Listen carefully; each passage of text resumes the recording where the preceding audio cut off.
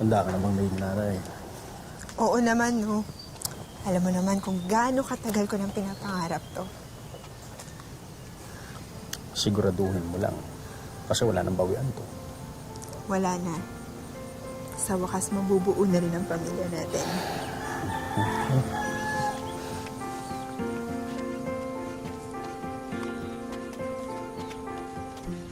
Nay, nagbago na po yung isip ko. Ayoko na pong paampun si Precious. Nagkasundo tayo. Ngayon pa, kung kailan darating na mag-aampon dyan. Ayoko po, Nay. Tao po. Lola Pilar, nandito na po kami para kunin si Precious.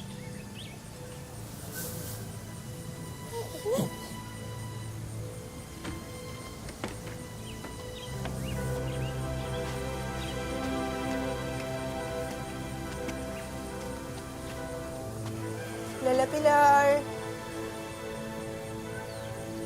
Lola Pilar. Nandito na po kami para kunin si Precious. Halika, pasok kayo. Sige. Pasok kayo. Precious. Anak ko? Anak ko? Precious? Oh, not si Precious. Ayoko na ng bago na isip ko na. Elia, saan mo dadalhin ang bata? Oh, no. Tulungan mo. Kukunin mo yung bata. Oh, not si Precious.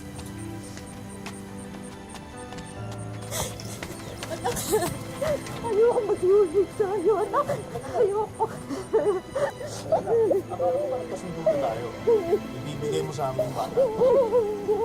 Dahil huwag kang mag-alala, aalagaan ko ng mabuti. Ayoko. Tuturing ko sa sarili kong anak. Ayoko. Ayoko. Lola Pilar? Ayoko na yan ako. Precious, aalagaan kitang mabuti. Sumama ka na sa...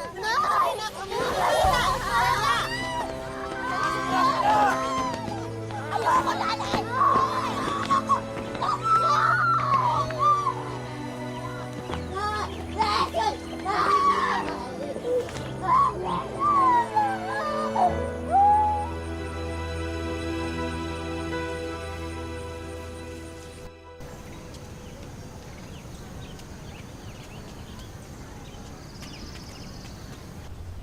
Gusto mo ba yung bago kong biling damit? Ito pa, meron pang isa. Balik muna ako sa nanay ko. Ayoko niyan! Baby, ako na yung nanay mo. Sabi nga ayoko sa'yo, di ba? Balik muna ako sa nanay ko! Gusto mo bumalik ka sa bahay niyo? Ako na nga yung nanay mo. Sana galangin mo naman ako. Precious! Ano yan, ha? Huwag mo binabastos sa nanay mo. Igalang mo siya. Ha? Pamilya mo na kami ngayon. So please lang. Ano to? Huwag mong hawakan yan. Bigay yan ng nanay ko! Ayoko sa'yo!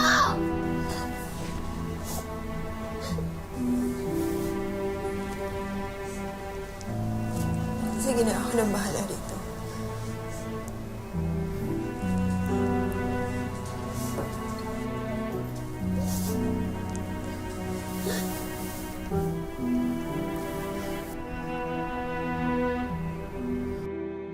Bata pa lang si Precious nang ipaampon siya ng kanyang magulang. Sa una raw ay tunay na anak ang trato sa kanya. Pero pagkatapos magkasakit ng malubha, ang kanyang buhay ay unti-unting nagbago. Magandang hapon po mga kapuso, ito po ang wish ko lang.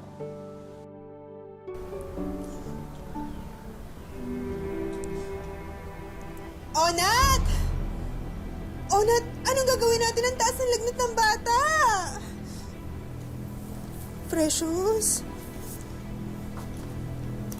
Ano gusto mong gawin natin? Dadalhin sa ospital? Eh, gastos lang yan. Oo nga, ano nga ang gagawin natin? Di ko alam. Bimpo, ayan o, may bimpo. Para lagnat lang eh. Precious? Huwag mo paraan yan. Precious? Precious? Anak? Oh no! Si Precious! Precious!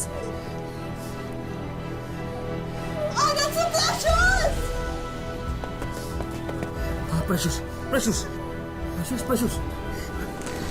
Dali, dali, dali!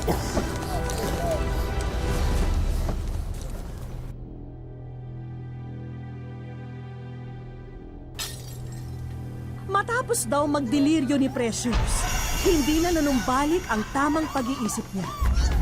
Ano naman, Precious? Ano ba? Labing-limang taon ka na hindi ka na natuto maghugas ng pinggan? Kasabay rin ng malaking pagbabago sa kanyang buhay ay ang pagbabago ng ugali ng mga umampon sa kanya. Kung alam ko lang na lalaki ka sinto-sinto, sana hindi na kita inampan! Ngayon, linisin mo to ah! Linisin mo to ah!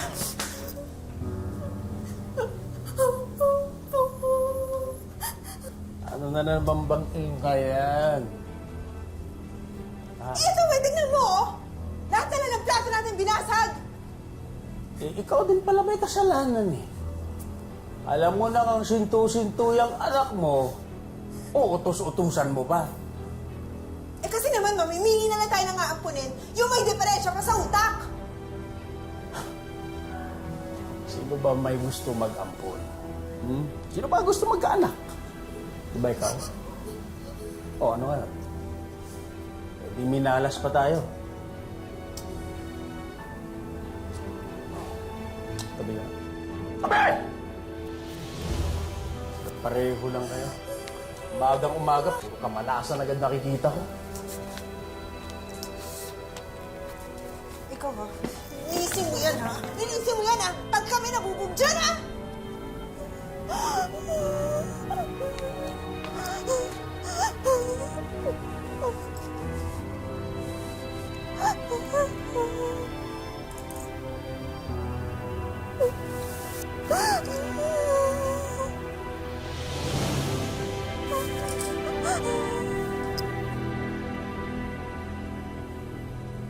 Bagamat naipaampon na si Precious, patuloy pa rin ang pangangamusta ng kanyang tunay na ina. Sa katunayan, gumawa pa raw si Delia ng hakbang para makita muli ang anak niya.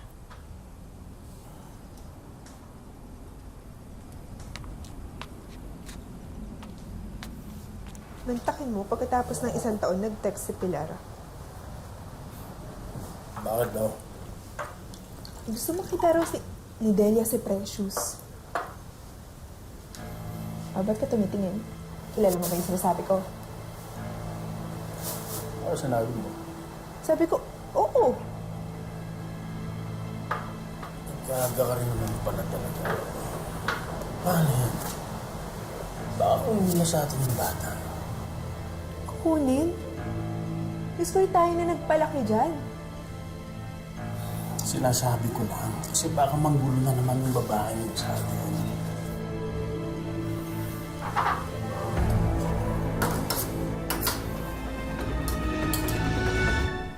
Malapit na ba tayo? Sa isang kanto na lang po. Ang layo naman, excited na ako.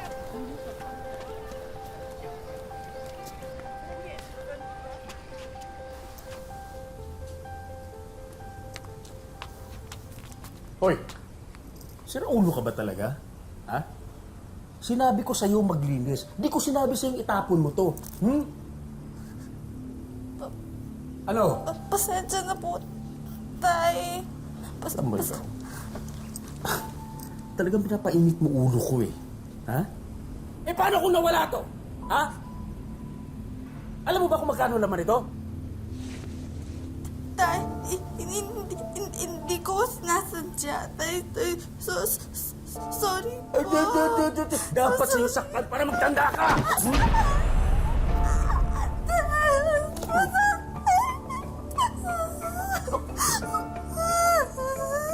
Paano nga kung nawala to? Ha? Saan tayo kukuha ng pambili ng bigas? Ikaw maghahanap ng pera? Eh kahit ka salita, di ka marunong! Hindi ko sinasadya. Ha? Sigurado ka ditong bahay nila? Opo, ito po yung address na pinadala nila eh.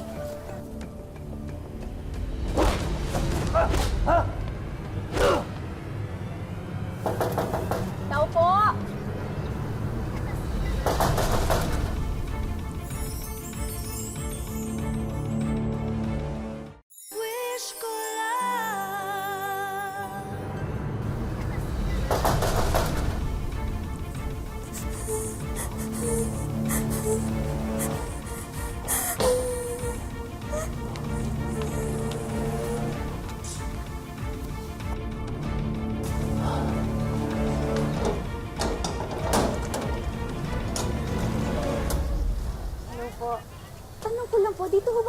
si Ona at si Maribel? Naku, matagal nang wala sila dito. Magtanong na lang po kayo sa iba. Pasensya na, wala po akong alam dyan.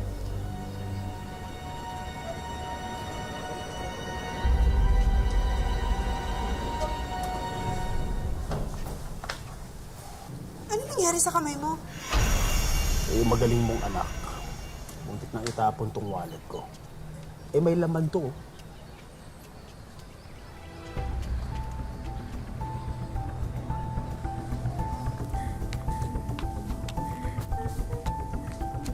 Uy! Uy! Tumayo ka nga dyan! Tulungan mo ako sa mga pinamili ko. Tayo!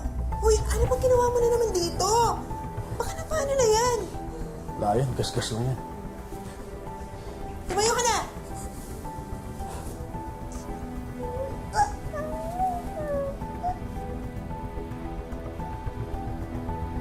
Tayo!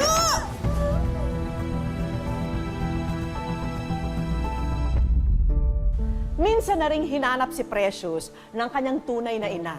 Ngunit sadyang nilinlang daw sila ng mga umampun sa kanya. Ilang taon din nagpatuloy ang pananakit sa bata. Imbis na pagkalinga, walang tigil na pambubugbog ang kanyang sinapit mula sa kinalakihang magulang.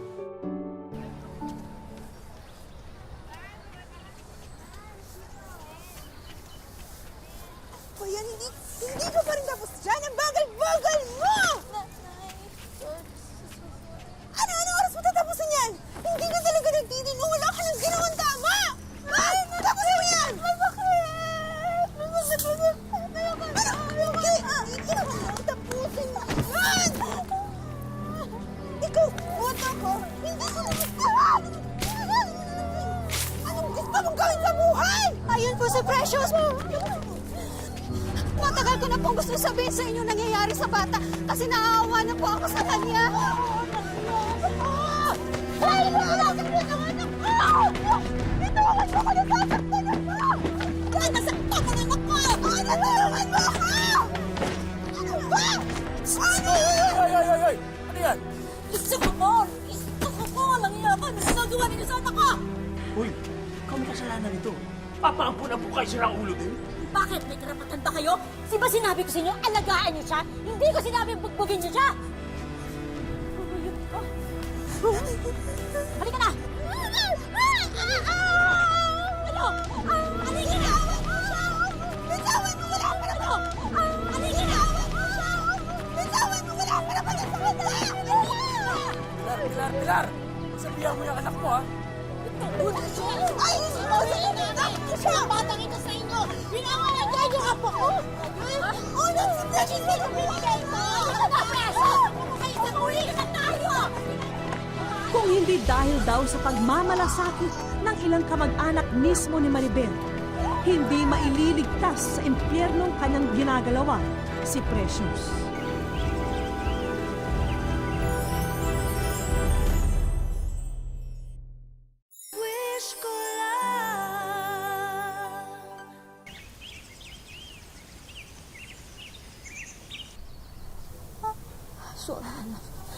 Kahit na nasa tunay na niyang magulang si Precious, hindi naging madali para sa kanya ang muling tanggapin ang kanyang ina.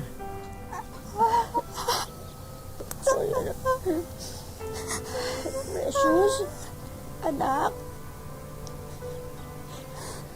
Patawarin mo si nanay. Patawarin mo kami ni Lola.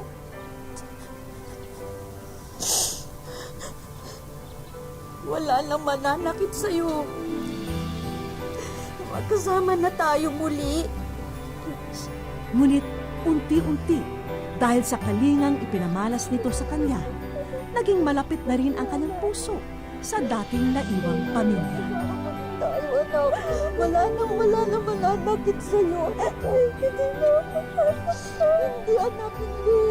Wala nang mananakit sa'yo. Wala na sila. Magkasama tayo muli ni Lola mo. Mahal na mahal kita, Precious. Mahal na mahal kita.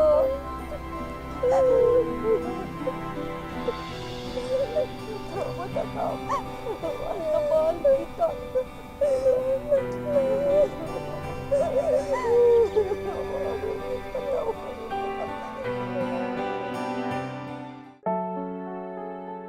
Magdadalawang buwan pa lamang mula nang muling makapiling ni Delia ang anak niyang si Precious.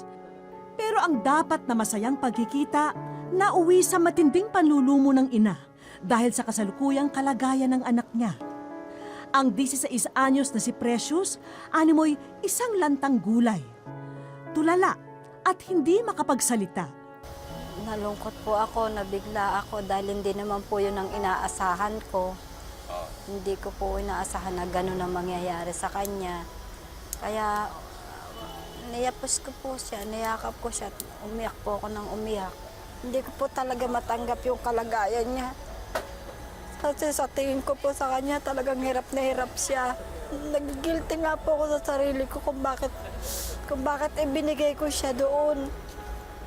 Sana noon po, nalagaan ko na lang siya kahit papano. Sa tuwing magkasama silang mag-ina, parang laging may isinusumbong sa kanya si Precious. Tungkol daw ito sa naging karanasan niya sa kamay ng mga taong dapat nag-aaruga sa kanya. At dahil hirap magsalita, tanging ang mga pilat sa balat ang naging katulong ni Precious para maisalarawan ang bangungot niya sa piling ng mga umampun sa kanya.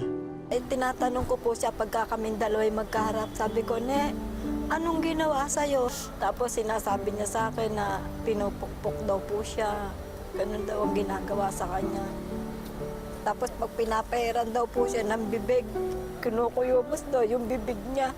Parang ang nararamdaman ko sa kanya kasi nanay niya po ako. Parang sinusumbatan niya ako na, "Mama, bakit mo ko ibinigay sa kanila?" Dahil yun din po ang nararamdaman ko sa sarili ko.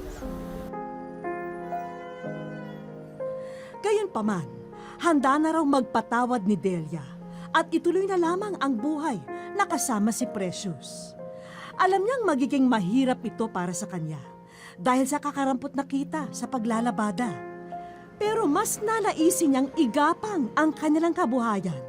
Huwag lang mawalay muli sa kanya ang anak na si Precious. Sa akin, hindi na siya mapapawalay sa amin kahit na anong mangyari. Hindi na kami mag-iwalay na mag-ina. Pero sa totoo lang po, nung una-una pa lang, gusto ko siyang ibalik doon. Kaya lang naisip ko, kung anong hirap ang kanyang dinanas doon, baka higit pa doon ang dadanasin niya. Kaya sabi ko, dito ka na lang sa poder ko na. Hindi raw sapat ang salitang patawad para mapuna ni Delia ang lahat ng kanyang mga pagkukulang kay Precious. Bagamat hindi niya maipapangako ang isang masaganang buhay, ipinapangako naman niya sa anak na walang sinuman ang maaring makapanakit sa kanya. Nak, natawarin mo si Mama kasi pinaampong ka ni Mama. Dapat hindi mo dinanas yung ganyan. Nagigilty po talaga ako sa sarili ko.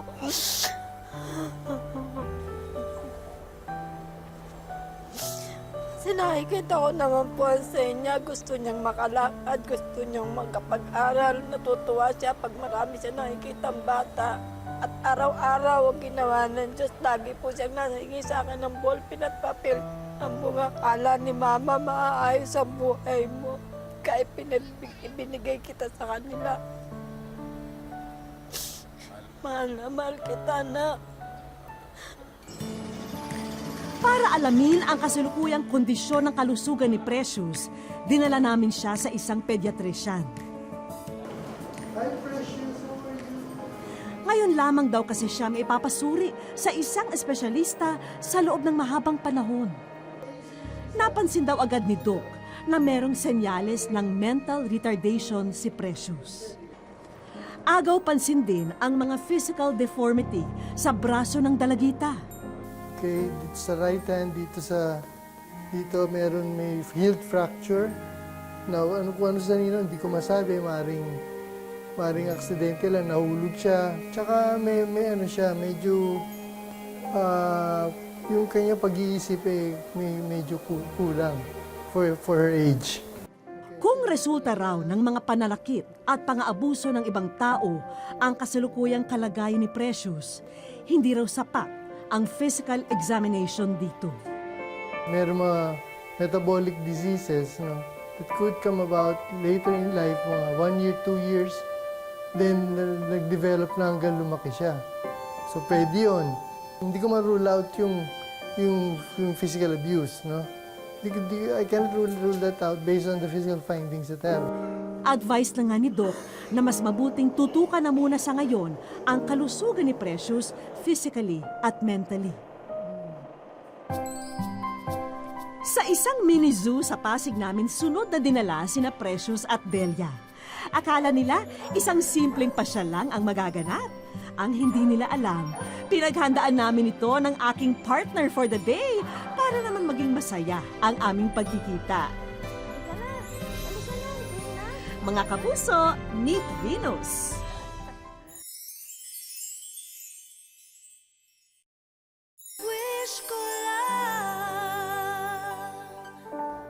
Sa loob ng 10 taon, puro pasakit ang dinanas ni Precious sa kamay ng mga taong akala niya'y mag-aalaga sa kanya. Buti na lamang at tuluyan ang nagbago ang kapalaran ng ating munting prinsesa. At ngayon, samahan niyo po kami ni Venus para bigyan si Precious ng kakaibang sorpresa. Diba? Maya-maya pa, binigay na sa amin ni partner ang go signal na nariyan na raw ang aming hinihintay. Buti na lamang at game na game si Venus sa gimmick na inihanda namin. Ilang saglit pa. Hello! Ay, kamusta? Nanay, alam niyo ba kung bakit kayo nandito? Ha? Magtatapat ko na ho sa inyo. Kayo po ay nasa wish ko lang. Oo.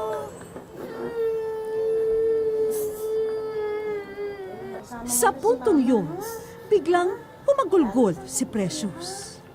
Wala lang mananakit sa'yo, ha? Oh, kasama mo si Mama, ha?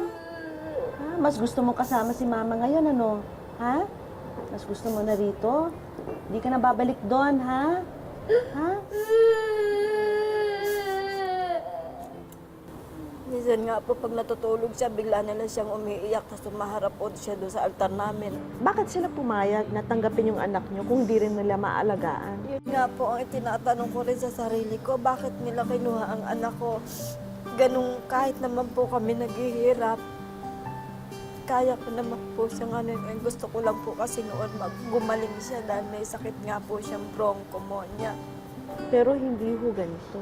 Opo, dito lang po June 29. Saka lang po siya biglang isinauli sa akin ng ganyan na po ang sitwasyon niya. Ano, mas masaya kayo? Hindi na kayo magkakahiwalay, ha? Ha? Para naman tuluyan ng mawala ang luha sa mga mata ni Precious, hayaan niyong ipakilala ko na sa inyo si Miss Venus na siguradong maghahatid ng ngiti sa inyong mga labi. Partner, pasok! Halika. Venus, oh, si Precious, oh.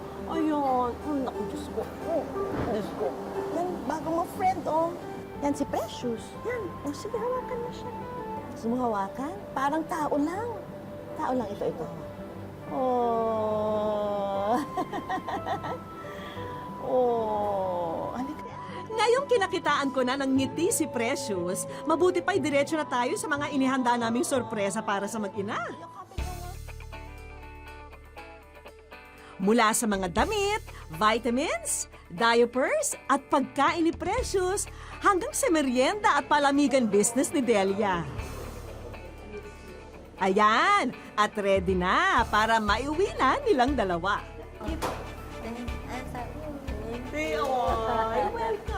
Sapat na ang mahihinang tinig ng pasasalamat at ngiti ni Precious para malaman naming napasaya namin sila ngayong araw. Happy ka, ha? Uy mo yan lahat, sa'yo lahat. Right?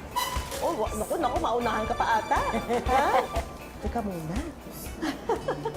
Nay, meron pa kaming financial assistance po para sa inyo. Maraming salamat. Po yung 10,000 na ha? Para sa inyo po ito. Dagdag tulong po sa inyo, ha? Po, maraming salamat po. Kung hindi po sa paghihirap ng anak ko, hindi po kami makakarating dito. Hindi ko po mamibigyan ng maganda kinabukasan na mapakain ng anak ko ng tama sa oras. Lagi na lang po kami nalilipasan ng gutom. Hindi na ngayon na ha? Ha? Ito mga nakabalik ko sa inyo. Yan. Eh sino pa ba ang dapat unang makatikim ng kanilang paninda? Walang iba kundi sina Precious at Delia. Stricto pala si Kuya. Sarap? Okay ba? Nako partner, pasensya ka na ha. Bawal daw sa'yo ang juice, sabi ng trainer mo. Sina Precious na lang muna ha. Nagkamali man si Delia sa mga taong pinagkatiwalaan niyang mag-aaruga sana sa anak niya. Hinding-hindi na raw uli mangyayari yun. Dahil hindi na siya papayag na malayo pa sa kanya ang munti niyang prinsesa. Isang malaking krimen ang pagmalupitan ang mga bata, lalong-lalo na sa mga tulad ni Precious na nangangailangan ng karagdagang kalinga. Anak mang tunay o hindi, bilang mga magulang, responsibilidad natin na bigyan sila ng pagmamahal at pag-unawa. Hanggang sa susunod na Sabado mga kapuso, ako po si Vicky Morales at ito ang Wish Ko Lang.